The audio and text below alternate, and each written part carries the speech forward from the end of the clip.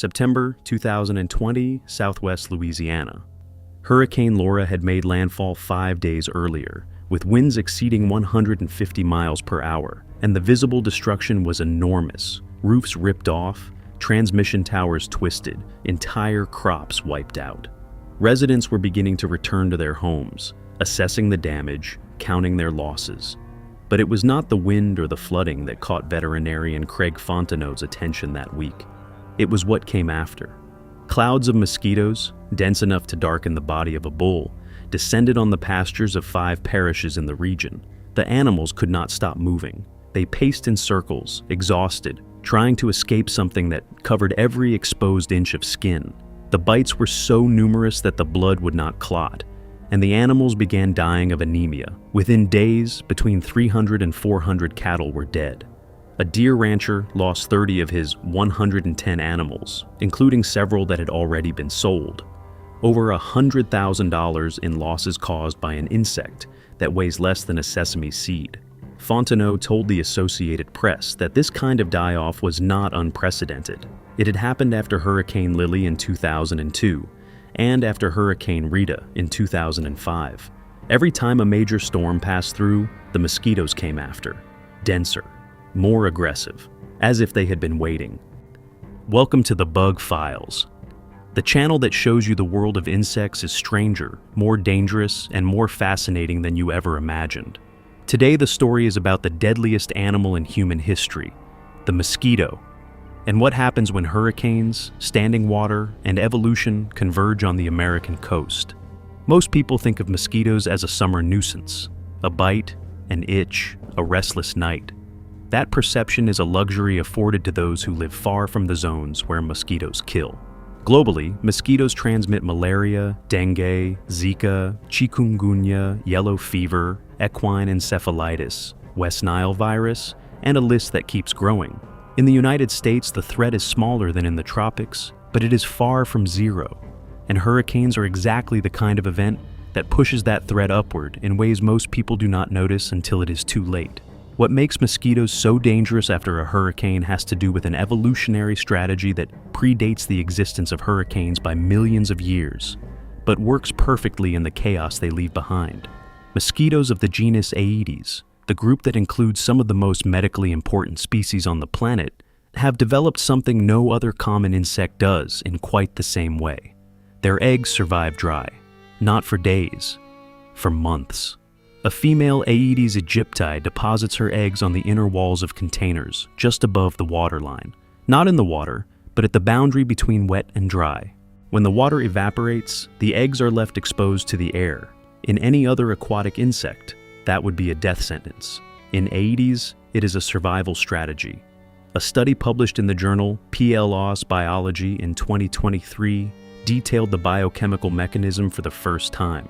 Aedes aegypti eggs kept dry for 21 days upon rehydration, hatched in less than 30 minutes with 85% viability. The larvae that emerged were healthy, developed normally, and completed the full life cycle to adulthood, with no measurable difference compared to fresh eggs. For comparison, the researchers tested eggs from Anopheles stephensi, another mosquito species, under the same conditions. None survived even 3 days of desiccation. What the researchers found is that during the dry period, Aedes eggs undergo a profound metabolic reorganization. They increase the production of antioxidant enzymes, accumulate protective amino acids such as arginine and glutamine, and restructure their membrane lipids to maintain cellular integrity despite near total water loss. When water returns, this reprogramming reverses rapidly, and the embryo resumes development as though nothing had happened. Consider what this means in the context of a hurricane. During weeks or months of dry weather, trillions of mosquito eggs sit deposited on surfaces across the American coast, in old tires, flower pots, clogged gutters, discarded cans, accumulated debris, any object that collects a film of water and then dries out. The eggs remain there, inert, invisible, waiting.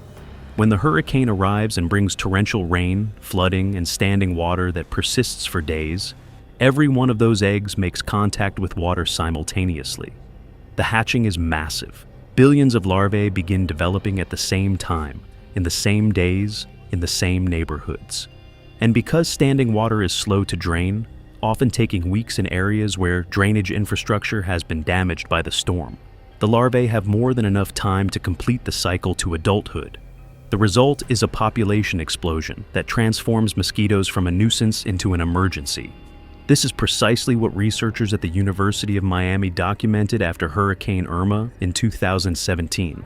Health geographer Imelda Moisey and her team analyzed mosquito surveillance data collected from more than 160 locations throughout Miami-Dade County, comparing 3 consecutive years, 2016, 2017, and 2018. The results, published in the journal Scientific Reports in 2024, showed that in the 4 weeks following Hurricane Irma, the mosquito population increased between 7 and 8 times, compared to the same period in non-hurricane years. Of the 32 species captured, the most abundant was Culex nigripalpus, accounting for more than 70% of all mosquitoes collected and one of the primary vectors of West Nile virus in Florida. Moyes noted that although high winds were initially expected to reduce the adult population during the storm itself, the recovery was remarkably fast. Within 1 week, populations had already surpassed pre-hurricane levels. The second most captured species revealed something even more concerning. Aedes taeniorhynchus, the black salt marsh mosquito, accounted for roughly 10% of the sample and remained at elevated numbers even in 2018, a full year after the hurricane. This species is an extraordinary case of coastal adaptation. Unlike most mosquitoes, which depend on fresh water to reproduce, Aedes taeniorhynchus has specialized in brackish water, the mixture of fresh and salt water, common in mangroves, coastal wetlands, and tidal zones. Its larvae possess highly efficient rectal glands that actively pump sodium and chloride ions out of the body, maintaining internal osmotic balance even in water with significant salt concentration. Females lay their eggs in moist soil within depressions and high tide marshes, areas that are flooded irregularly by wind tides, lunar tides, or heavy rainfall. When the flooding arrives, the eggs hatch and larvae can complete development to adulthood in as few as 6 days under optimal conditions. This is a mosquito shaped by evolution to exploit exactly the kind of environmental disruption a hurricane produces. After Hurricane Irma, in Collier County, Florida, researchers recorded landing rates of 150 adult females per 2-minute period, a number that makes any outdoor activity physically unbearable. What makes this scenario even more unsettling came from research conducted outside the United States, but with direct implications for the American coast. Scientists led by Ranjan Ramasamy and Sinnathamby Surendran at the University of Jaffna in Sri Lanka discovered that Aedes aegyptiae, the principal global vector of dengue, Zika, and chikungunya, historically considered an exclusively freshwater mosquito, is adapting to brackish water in coastal areas. Populations collected from brackish habitats showed significantly greater salinity tolerance than freshwater populations, and this difference persisted partially even after 5 generations reared in the laboratory on pure freshwater, suggesting a heritable genetic basis rather than a temporary plastic response. More recent studies from the same group, published between 2021 and 2024, revealed that these salinity-adapted mosquitoes have thicker cuticles in both larvae and adults, and greater resistance to commonly used insecticides, including both larvicides and adulticides.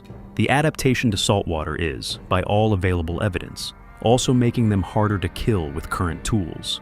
This matters because hurricanes do not bring only fresh water. Coastal storms push seawater inland, creating vast areas of brackish flooding that persist for days or weeks. If Aedes aegypti is adapting to breed in this kind of environment, as the evidence already suggests, then the available breeding zone after a hurricane is far larger than traditional vector control models have assumed. It is not just the rain puddles in backyards, it is the entire coastal flood zone. The public health impact has already been measured. After Hurricane Katrina in 2005, researchers at the Centers for Disease Control and Prevention reported an increase in cases of West Nile neuroinvasive disease in the affected regions of Louisiana and Mississippi. Peter Hotez of Baylor College of Medicine in Texas, one of America's leading experts on neglected tropical diseases, has warned repeatedly that Outbreaks of mosquito-borne diseases tend to intensify in the 18 months following hurricanes, an interval long enough for mosquito populations to multiply, for standing water breeding sites to accumulate, and for local health systems, already overwhelmed by disaster response, to lose the capacity for surveillance and vector control. In Puerto Rico, after Hurricane Maria in 2017, dengue cases surged through the same combination of factors: destroyed infrastructure, standing water everywhere, mosquitoes breeding without obstacles. And the cycle feeds itself. More intense and more frequent hurricanes, a trend documented by NOAA, with the last 6 consecutive hurricane seasons running above average, mean more flooding, more breeding sites, more selection pressure. The mosquitoes that survive the aerial insecticide spraying in the days following the storm are, by definition, the most resistant. They reproduce. Their offspring inherit that resistance. The following season, the same insecticide dose is less effective. The same mechanism that turned the German cockroach into a nearly invulnerable pest operates here on a continental scale, with one aggravating factor no cockroach possesses: the mosquito transmits diseases that kill. There is no scenario in which hurricanes stop happening, and there is no scenario in which mosquitoes stop exploiting what hurricanes leave behind. What exists is a group of species that has spent hundreds of millions of years perfecting survival strategies for exactly this kind of chaos. Eggs that resist drought for months, larvae that tolerate salt, populations that recover in days, resistance genes that spread in weeks. Every hurricane that strikes the American coast is not only a climate disaster, it is a natural selection event. And the mosquitoes that emerge on the other side are, each time, a little more numerous, a little more resistant, and a little harder to stop than the ones from the season before. If this story changed the way you think about hurricane season, subscribe to the Bug Files. Every video on this channel goes somewhere most people never thought to look, and the next one might be even harder to believe.